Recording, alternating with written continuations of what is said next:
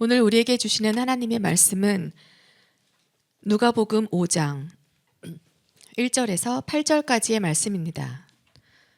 누가복음 5장 1절에서 8절까지의 말씀입니다. 제가 가진 성경책 신약성경 95쪽에 있습니다. 봉독하겠습니다. 무리가 몰려와서 하나님의 말씀을 들을새 예수는 게네사렛 호숫가에 서서 호숫가에 배 두 척이 있는 것을 보시니 어부들은 배에서 나와서 그물을 씻는지라. 예수께서 한 배에 오르시니 그 배는 시몬의 배라.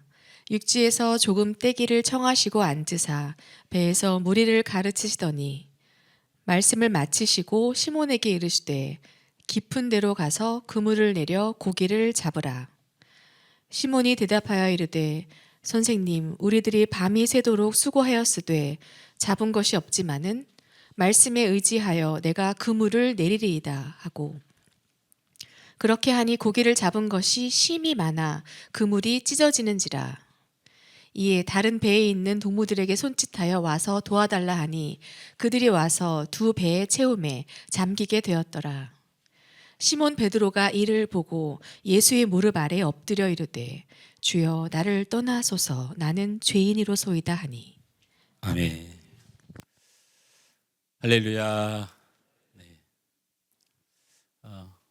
비가 좀 더 왔었으면 좋겠다라는 생각이 드는데 어제 저녁에 좀 늦게 많이 오긴 했는데 또 더위 때문에도 우리 국민들이 좀 어려움이 있지만 또 너무 남부지방은 가물어서 또 여러 가지 어려움이 있습니다. 어떤 이 자연재해로 인해서 고통받지 않도록 우리 나라를 위해서 기도해 주시기 바랍니다. 우리 하나님 말씀의 제목을 함께 읽습니다. 시작. 인생이 텅 빈 그물 같습니까? 다시 한번 읽습니다. 인생이 텅 빈 그물 같습니까? 우리 하나님의 마음을 여러분에게 어떻게 전달할까? 우리 하나님이 여러분을 많이 사랑하시는데 어떻게 전달할까 고민하다가 이런 생각이 들었습니다.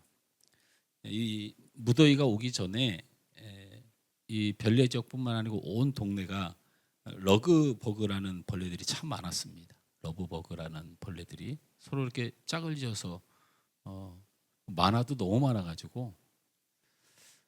근데 우리 사모가 이런 벌레들에 대해서 좀 민감해요. 그런데 하루는 이 러브버그가 집 안에 들어왔습니다. 그래서 사모가 저에게 문을 좀 잘 좀 닫고 다니라고 막 타박을 하는 거예요. 제가 불러드린 것도 아니고. 이제 좀 더위가 오니까 이제 모기가 좀 극성입니다. 우리 사모가 또 나에게 모기가 들어오니까 문 좀 잘 좀 닫고 다니라고 타박을 합니다. 그제는 우리 교회 입구에 아주 큰 여치가 한 마리 떨어져 있었습니다. 그 여치를 잡았냐고 저를 또 타박합니다. 여치가 사람을 물어 죽인다나요? 생전 보도도 처음 듣는 소리예요. 우리 집에 나만 드나드는 것도 아닌데 우리 애들도 왔다 갔다 하고, 근데 왜 나한테만 뭐라고 할까? 교회에 나만 드나드는 것도 아닌데 또 이렇게 나한테 이렇게 타박을 할까? 생각을 하면서 이쯤 되면 러브버그가 문제가 아니고 모기도 문제가 아니고 여치도 문제가 아니고 그냥 제가 싫은 겁니다. 그런 생각이 자꾸 들어요. 미운 사람은 뭘 해도 밉습니다. 근데 반대로 이쁜 사람은 사실 뭘 해도 이뻐요. 하나님은 여러분이 뭘 해도 사실은 이쁩니다. 특별히 하나님의 말씀의 시간이, 예배의 시간이 우리에게 생명의 시간으로 주신 것은 뭘 해도 이쁘기 때문에 그래요. 우리 대표기도 하시는 우리 장로님을 포함하여 대표기도 하시는 분들이 한 주간에 하나님 뜻대로 살지 못했고 죄악 가운데 머물러서 하나님 죄송해요 하고 기도하지만 하나님은 우리에게 미움을 갖고 있지 않습니다. 그런 하나님의 마음을 알고 하나님의 말씀을 듣는 것이 굉장히 중요합니다. 하나님의 이쁨이 되고 사랑이 되는 여러분에게 오늘 하나님께서 하나님의 마음을 전달하고 싶으셨던 모양이다 생각하고 주의 말씀을 잘 경청하시길 주님으로 축원합니다. 오늘 본문 누가복음 5장은 여러분이 너무나도 잘 아는 사건입니다. 예수님이 베드로를 찾아오십니다. 그날 아침에 베드로는 갈릴리 호수에서 그물을 싣고 있었죠. 보람된 하루를 마치고 다음 날을 준비하는 중이 아니었습니다. 밤새도록 고기를 잡았지만 고기잡이에 실패한 실패자로 그물을 싣고 있었죠. 유진 피터슨의 메시지 성경에는 이 부분을 이렇게 기록합니다. 주님, 우리가 밤새도록 열심히 고기를 잡았지만 피라미 한 마리도 잡지 못했습니다. 이 피라미라고 기록했겠어요. 외국어 성경인데 이게 한글로 번역하면 이런 뜻이라는 거예요. 우리는 그냥 이 피라미 한 마리도 잡지 못했습니다. 이렇게 기록을 했습니다. 피라미 한 마리도 잡지 못했다는 표현이 그물을 손질하는 베드로의 마음이 어떠했는지를 단적으로 보여주죠. 베드로는 평생 어부였습니다. 부모님 때부터 어부였고 그 가업을 이어받아 어부였고 여러분이 잘 아는 대로 베드로의 성향상 그 어부의 일을 대충 했을 리 없습니다. 그리고 갈릴리 호수를 누구보다도 잘 아는 사람이었습니다. 그래서 그는 그 전날 밤 그물을 내릴 때만 해도 자신이 아는 지식을 동원했을 것이고 경험을 동원했을 것이고 자신이 할 수 있는 모든 것을 다 했기 때문에 기쁨으로 그 그물을 거둘 수 있을 거라고 생각했습니다. 그러나 그에게 돌아오는 것은 빈 그물과 빈 배였다는 것이죠. 그 아침에 베드로의 마음이 어떠했을까? 여러분, 최선을 다해보고 그리고 내가 열심히 해보고 그리고 그거에 대한 기대가 가득했는데 하나도 되는 것이 없는 인생을 맞이하고 상황을 맞이하면 여러분 얼마나 허탈합니까? 공허하고 내가 왜 어부가 되었을까라는 자신의 삶의 방향까지 흔들어 버리거든요. 실패라고 하는 것 그리고 무엇인가를 이루어내지 못했다는 것은 굉장히 우리가 큰 두려움을 가져옵니다. 베드로는 평생을 어부로 살았고 최선을 다해 밤이 새도록 노력했습니다. 그러나 그에게 남은 건 빈 그물, 빈 배뿐인 것이죠. 사랑하는 성도 여러분, 그리고 저는 우리 이렇게 장로님들을 봅니다. 그리고 우리 권사님들을 이렇게 돌아보고, 그리고 우리 집사님들을 돌아보고, 그리고 우리 지금 세대 친구들을 바라봅니다. 나름대로 열심히 살았고, 그리고 간절히 바라보았고, 나아지려고 힘겨운 인생 버티고 살아왔는데, 혹시 돌아보니 빈 그물이고 빈 배뿐인지 모르겠습니다. 오늘 빈 그물과 빈 배에 그렇게 절망하는 베드로와 우리를 향하여 예수님이 찾아오셨다는 사실입니다. 절망과 실패 가운데 있는 베드로, 또 절망과 아픔 가운데 있는 우리 주님이 오늘 찾아오십니다. 오늘 이 주님을 만나시길 저는 축원합니다. 어떻게 찾아오셨습니까? 우리 누가복음 5장 4절 말씀을 힘있게 읽어봅니다. 시작. 말씀을 마치시고 시몬에게 이르시되 깊은 데로 가서 그물을 내려 고기를 잡으라. 예수님은 네. 베드로에게 깊은 데로 가서 그물을 내리라고 말씀하셨습니다. 여러분이 너무 잘 알듯이 예수님의 이 말씀은 어부인 베드로에게 납득이 될 수 없는 말씀입니다. 제가 뭐 이야기하는 게 아니고 성경학자들이 그리고 유대의 연구가들이 예수님이 아침에 해가 떴는데 어부 베드로에게 깊은 데 가서 그물을 던져 고기를 잡으라 명령하신 명령은 무지하였다 이렇게 연구합니다. 왜냐하면 첫째, 왜 평생 어부로 살았던 베드로가 밤에 고기를 잡았을까요? 갈릴리 호수는 낮에는 고기가 안 잡힙니다. 두 번째, 깊은 데로 가서 그물을 던지는데 갈릴리 호수는 깊은 곳에는 물고기가 살지 않습니다. 그리고 더 기가 막힌 것은 직업이 어부인 사람에게 직업이 목수인 예수님이 여기 가서 잡아라 저기 가서 잡아라 알지도 못하는 소리를 하고 있다는 거예요. 베드로의 마음속에 어떤 생각이 들었을까? 어떤 생각이 들었을까? 누가복음의 순서를 보면 이미 누가복음 5장은 예수님이 어느 정도 활동을 시작해서 이미 소문이 난 시점이에요. 그래서 예수님을 향하여 긴가민가 하는 생각이 있을지 모르지만 그래도 함부로 무시할 수 없는 존재이기도 했죠. 아마 그래서 베드로는 일단 그 말씀에 순종해서 깊은 곳에 가서 그물을 내렸습니다. 그러자 놀랍게도 많은 물고기를 잡는 기적을 체험했습니다. 그 정도도 그물이 터질 정도였고 자신의 배에 다 실을 수가 없어서 동료의 배에 도움을 요청해 실을 만큼 기적을 체험했습니다. 우리는 이 부분에서 예수님께 순종한 베드로의 축복을 분명히 보았습니다. 그러나 그렇게 많은 물고기를 잡고 기적을 체험한 베드로의 모습이 이상합니다. 그렇게 많은 물고기를 그렇게 바라던 물고기를 다 채웠는데 성경에 베드로가 기뻐했다는 소리가 한마디도 없어요. 찬양했다는 소리도 한마디 없어요. 더더군다나 감사했다는 소리조차도 없습니다. 어쩌면 성경을 면밀히 보고 진짜로 봐야 되는 우리 입장에서는 이 부분을 이해해야 됩니다.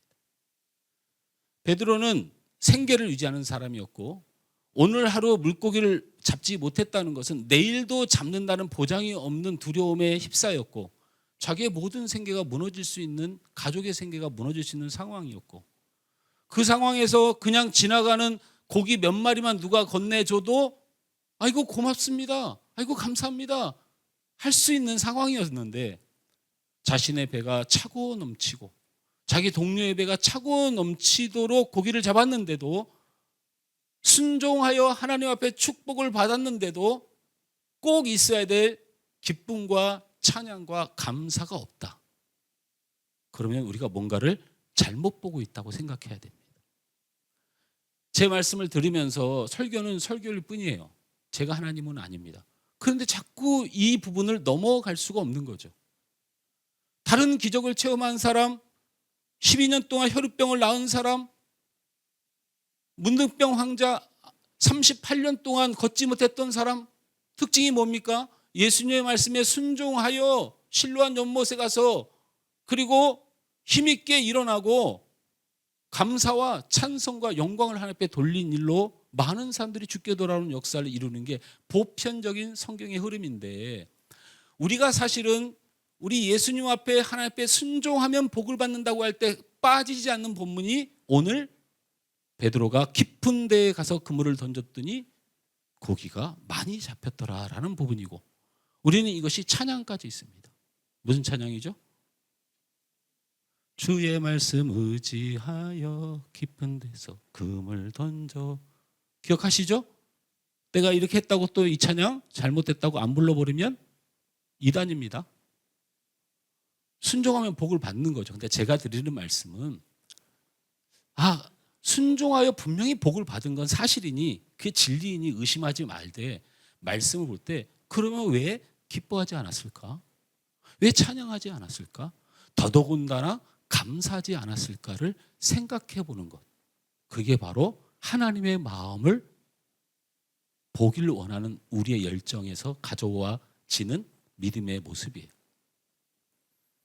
그럼 베드로는 어떤 모습일까요? 그리고 우리는 하나님께서는 순종하여 복을 받는다는 메시지가 아니었다면 과연 하나님은 이 사건을 통하여 우리에게 무엇을 말씀하시고자 하는 것이었을까? 먼저는 베드로의 반응을 먼저 함께 읽습니다. 누가복음 5장 8절입니다. 시작. 시몬 베드로가 이를 보고 예수의 무릎 아래에 엎드려 이르되 주여 나를 떠나소서 나는 죄인이로소이다 하니. 여러분 이 베드로의 행동이 조금이라도 이해가 되십니까? 우리가 뭘 바라는 게 있었어요. 그래서 하나님 앞에 기도도 했어요. 그래서 간절히 간구하고 소원했어요. 그래서 사업이 잘 되고 병이 치료되고 그리고 하는 일이 잘 되고 좋은 대학에 가고 좋은 직장에 가고 내 자녀가 잘 되고 이런 일을 경험했다 칩시다. 그럼 여러분의 반응이 엎드려 주님 나는 죄인입니다. 나를 떠나소서 하고 울부짖는 모습이 정상일까요? 아니죠. 보통 이런 경우에 엄청난 신앙의 힘이 됩니다. 순종하였더니 하나님 앞에 축복을 받았다. 이만한 믿음의 체험이 어디 있습니까? 우리에게 말씀의 순종으로 하나님의 축복을 받았다면 우리의 모습은 뻔하지 않습니까? 그런데 베드로는 나는 죄인입니다 라고 우리 주님 앞에 엎드려 울고 있다는 거예요. 그렇다면 성경의 순종으로 받은 축복을 넘어선 하나님의 숨겨진 복음이 무엇일까? 우리는 반드시 찾아내야 돼요. 여기서 우리가 생각해 볼 것은 이 상황에서 베드로가 그렇게 죄인이었을까에 대한 퀘션을 먼저 던져봅니다. 여러분 베드로를 전체적으로 알고 아이고 그너 원래 그럴 놈이어서 하지 말고요. 그냥 성경을 순서대로 뚜벅뚜벅 가보면 베드로가 이 장면에서 그렇게 죄인이었냐는 거예요. 베드로는 밤새 물고기를 잡으려다 헛당친 어부일 뿐입니다. 자기 가족을 위하여 밤새도록 고생한 아버지일 뿐이에요. 굳이 그가 죄라면 피라미 한 마리도 잡지 못했다는 것이에요. 그런데 왜 베드로는 예수님 앞에 납작 엎드려 죄를 고백하고 있을까요? 왜 그럴까요? 이제 베드로의 관점으로 돌아가 봅니다. 밤새 온 힘을 다해 그물을 던졌지만 물고기를 한 마리도 잡지 못했어요. 우리 가족은 어떡하지? 우리 자녀는 어떡하지? 갈릴리 호숫가에서 이제 물고기가 안 잡히면 나는 이제 어디로 가지? 평생 했던 게 어부밖에 없는데 나는 뭘 먹고 살지?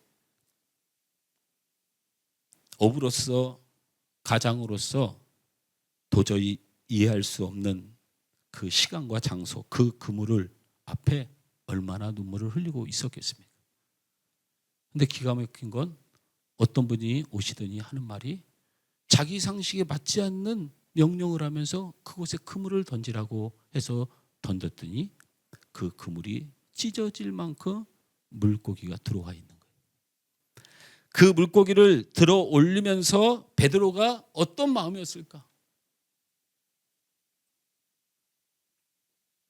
그의 눈에 눈물이 차오르기 시작합니다.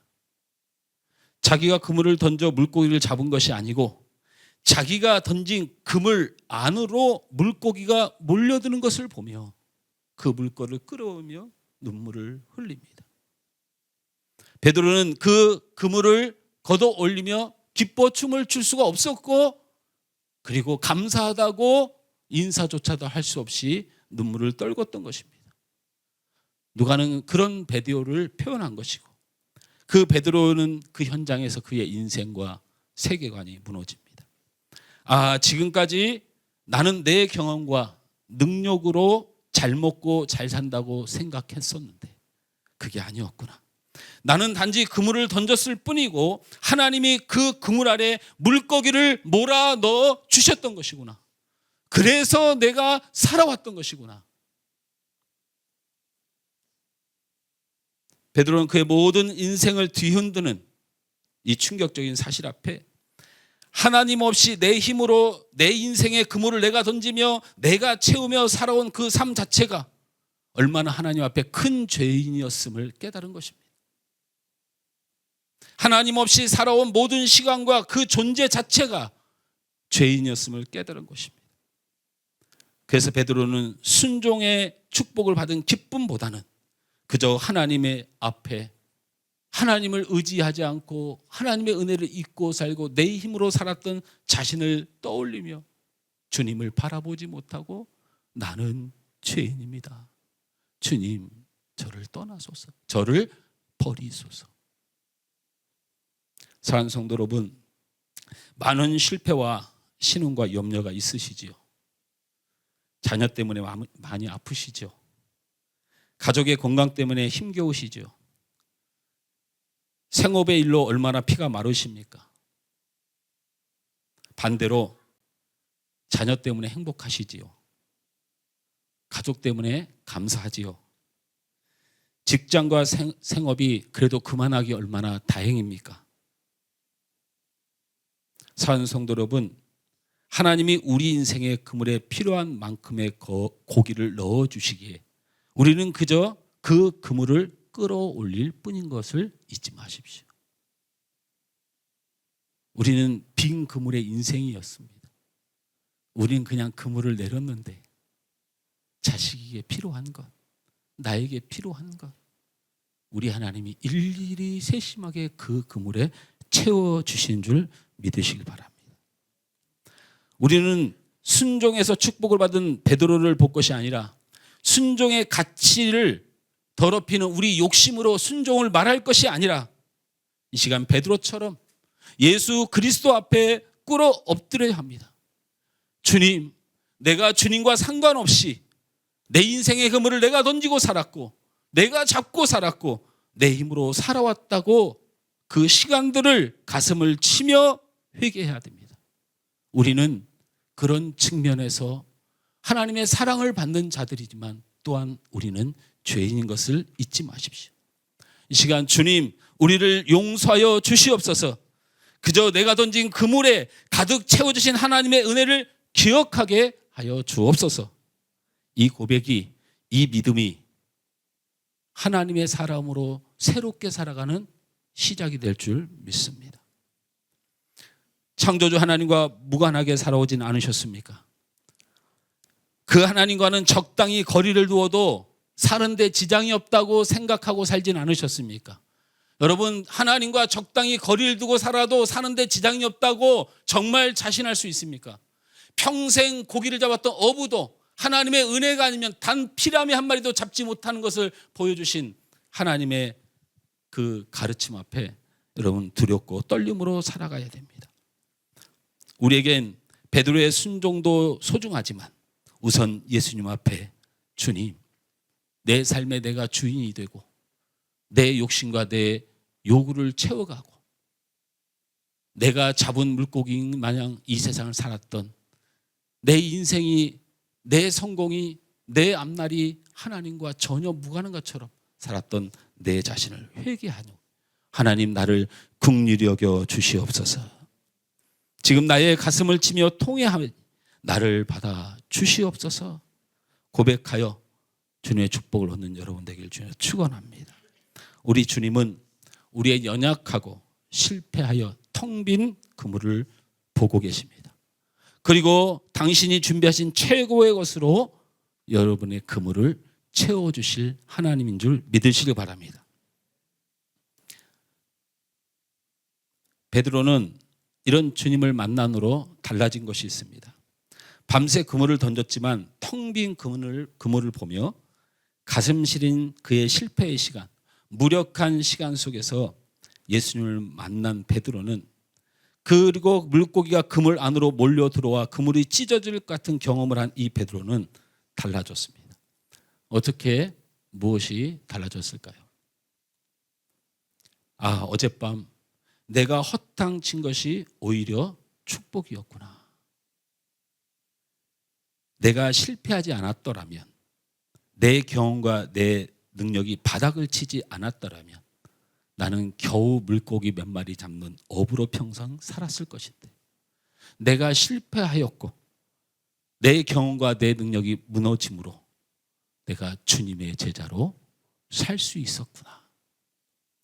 이 허탕이 오히려 복이 되었음을 깨닫는 삶이 바로 베드로의 이후의 삶의 축복인 줄 믿으시길 바랍니다.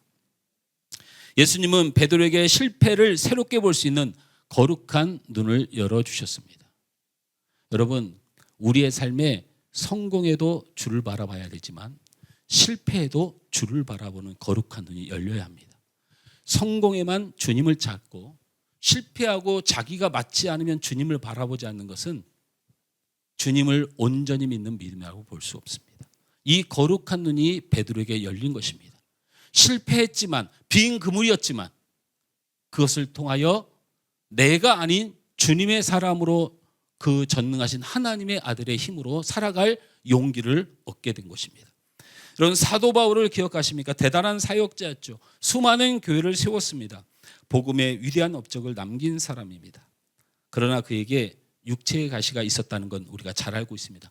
학자들은 그가 안질이 계속되었다고 주장하지만 사실은 그가 고꾸라지고 넘어졌다는 표현을 사용한 성경의 근거로 볼 때 그를 간질이 있는 바울이었다고 여기는 학자들이 많습니다. 그래서 바울은 이 병이 낫기를 위하여 성경에 기록하기를 눈물로 3번을 우리 하나님과 주님께 간구했다고 기록되어 있습니다. 그러나 하나님의 대답은 노였다고 기록합니다. 아니, 그 병을 고쳐주지 않을 거야.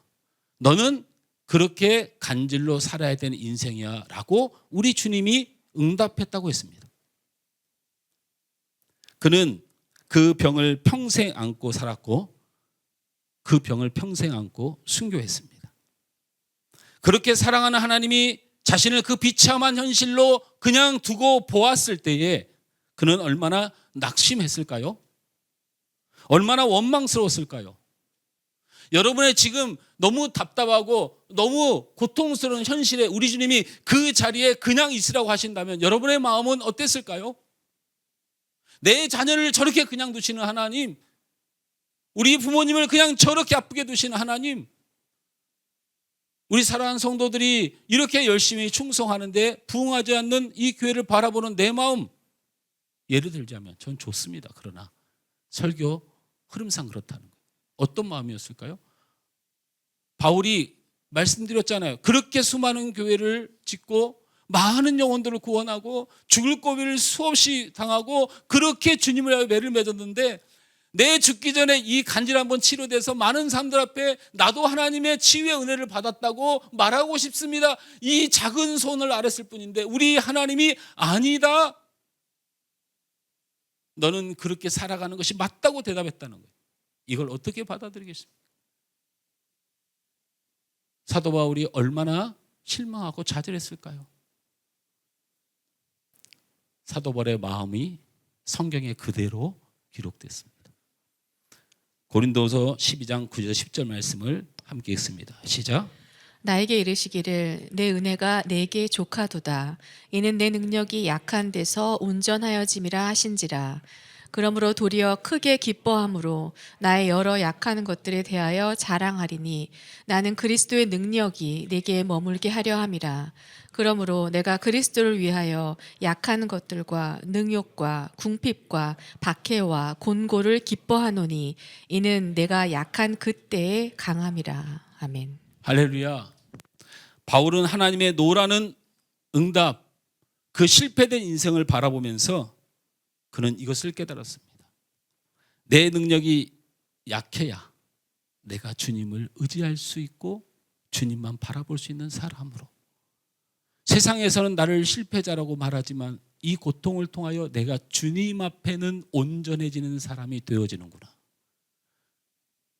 주님 앞에 온전해지다, 바른 해석으로는 주님만 바라보다. 이 일로 내가 주님만 바라보는 온전한 사람이 되어지는구나. 또 고백하기를 내가 분명히 약한 사람이고 내가 앞이 잘 보이지 않고 내가 간질이 있는 사람인데 나같이 못난 사람이 가서 전도하면 죽게 영혼이 돌아오고 나같이 못난 사람이 가면 교회가 세워지고 이단과 모든 어둠의 권세가 자신한 사람을 죽이려고 몰려드는 거 보니 내가 약하지만 내 안에 그리스도의 능력은 강함이구나.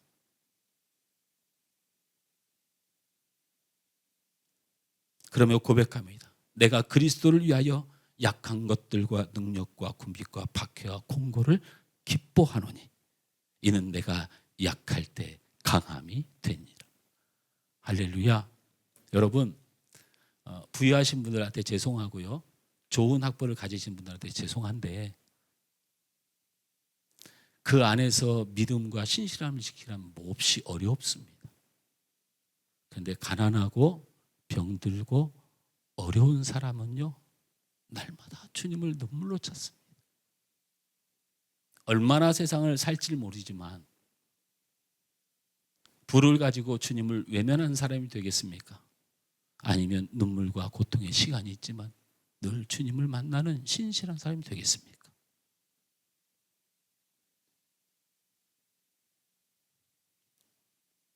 결국 바울은 그가 약하지만 자신도 더 믿음으로 살고 복음도 더 능력 있게 전해지고 있는 이 현실을 보면서 자신의 아픔은 실패가 아닌 기쁨이란 사실을 깨닫게 된 것입니다. 이처럼 우리가 예수님을 만나고 그분이 우리와 함께 할 때에 주님은 우리의 인생을 새롭게 보는 영안을 열어주십니다. 이 세상은 육안을 열어 사는 사람은 망할 것이고 영안이 열려 하나님의 뜻을 보는 자는 사는 것입니다. 성경의 말씀은 강한 군대를 보는 것이 아니고 주의 군대를 보게 하시고 세상의 불을 보는 것이 아니고 주님 앞에 부유한 자를 선택하십니다. 고난과 실패, 질병과 맞닥뜨렸을 때 그 어려움은 그 자체로 끝나는 것이 아니라 오히려 하나님을 더 깊이 만나는 계기가 될 것이고 그렇게 주님을 깊이 만난 자를 주님이 하실 수 있는 방법을 동원하여 텅 빈 그늘을 아시고 그것에 피로를 가득 채워주시는 전능하신 하나님을 누려야 될 줄 믿습니다. 말씀을 뵙습니다. 여러분 오해령이라는 시인을 들어보셨죠? 안 들어보셨어요? 책 좀 보세요. 여러분 책 좀 보세요. 대한민국의 오해령을 모르면 사람이긴 하죠. 사람 아니다 하면 시험이 되니까 사람이긴 합니다. 어떻게 오해령을 모를 수가 있습니까? 연세대 영문학과를 졸업했고 신춘문예에 당선돼서 문단에 처음 데뷔했습니다. 데뷔하자마자 휩쓴 상을 불러드리면 한국일보 예술상, 동아일보 대상, 현대문학 신인문학상, 한국희극문학상을 휩쓸고 36세라고 하는 약관의 나이에 동양인 최초로 세계 작가협회 사무총장을 지내신 분이 바로 오해령 작가이고 시인입니다. 여러분 오해령 시인 들어보셨습니까? 인제사 들어봤대요. 제가 나무 그 워키라고 하나요? 거기서 나무위키라고 하나요? 거기서 오해령 그 작가의 그 작품을 좀 하나 제대로 읽어보려고 쭉 찾아봤더니 컴퓨터에서 스크롤바를 내려도 하도 많이 써가지고 보이지 않을 정도예요.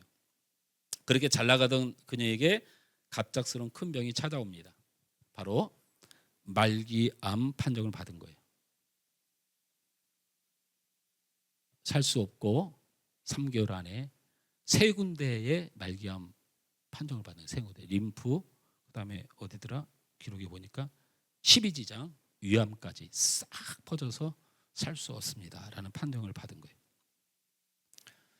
그녀가 겪었던 병이 컴퓨터 인터넷에 나와 있는데 나열해 드리겠습니다. 나무위키에 기록된 내용만 제가 뽑아온 겁니다.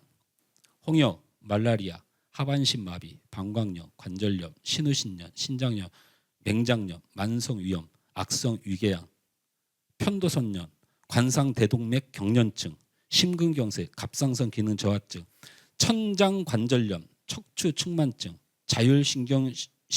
자율신경 실조증, 이게 뭡니까?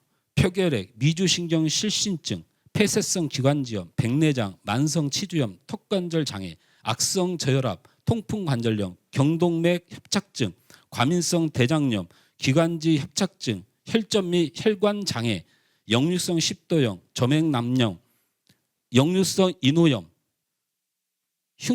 흉추 압박골절, 협심증, 혈소판 수치 감소증, 늑골골절, 위암 말기, 12장 말기, 림프암 말기.